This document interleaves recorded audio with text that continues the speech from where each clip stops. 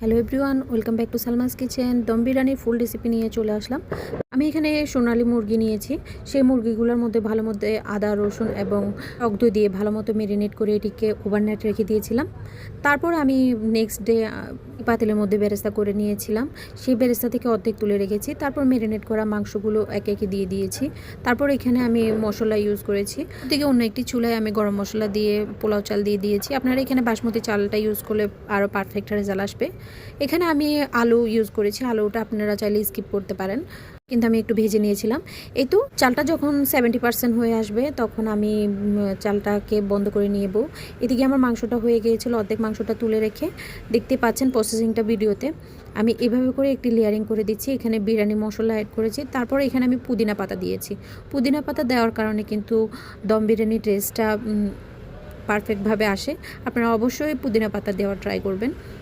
Same হতে আমি second লেয়ারটা দিয়ে তার মধ্যে বেরেস্তা দিয়ে দিয়েছি এবং কিছু পরিমাণে আমি এখানে কাঁচামরিচ ইউজ করছি। এখানে আমি ঘি ইউজ করেছি।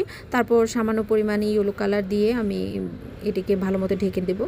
প্রায় 20 মিনিট দমে রাখার পর আমার বিরিয়ানিটি রেডি হয়ে গিয়েছে।